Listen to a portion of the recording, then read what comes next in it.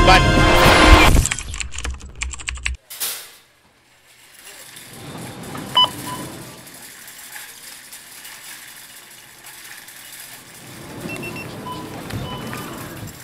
Christy is a very hardworking person. Nakikitaan siya nung pagmamalasakit dun sa tindahan.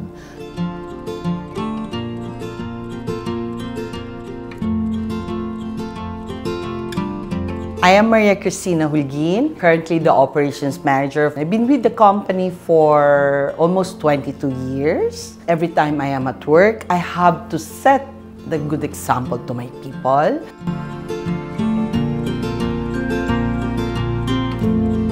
Sa akin, ang stewardship is yung pag-aalaga doon sa mga pinagkatiwala sa'yo. Upon learning of the Super Typhoon Yolanda, she volunteered to render her duty in Tacloban. I have to be there because story ko to. Pag wala ako doon, kung sa phone lang ako sa bahay ko in Bacolod, feeling ko hindi ako makagive ng tamang direction. She has the option to be in Bacolod, in the comfort of her home. Nakita ko how she is committed. Nagulat ako sa extent ng nangyari. Hala, pwede pala sa isang iglap mawala ang mga tao. Before that, meron akong supervisor na tumawag pa, "Ma'am, papasok po ba kami?" So sabi ko, no, nakikita ko ang hangin. So, pinigilan namin hindi mag-duty. Eventually, I learned na nasama siya sa baha. Namatay siya. Lahat kasi, even kami na Taclobanon, we are so hopeless na that time. Even me ba, kasi hindi mo marirealize na there's a life after ng typhoon. Kasi we were so devastated.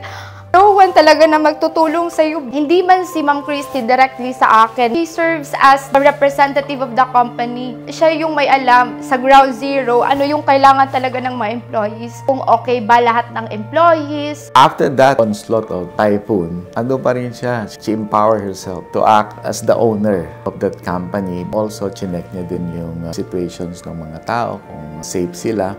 How she protected the store before the looting incident. Kung mas priority ko yung self ko, hindi ako taga doon. Talagang yung initial reaction ko is to get out.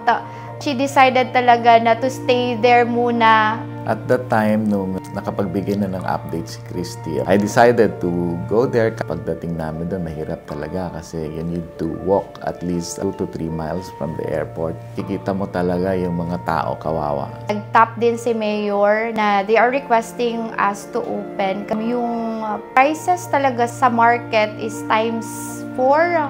Masyadong expensive, hindi talaga makaka-recover yung tao pag ganon. Only Robinsons was able to do that. Nakabangon ang Tacloban. It was more of a teamwork para ma-reopen na natin agad yung store. Kailangan ng company ng maraming katulad ni Christy. Especially now that we are expanding, kailangan ng company na hindi lang yung competitive, but also yung merong sense of ownership and malasakit.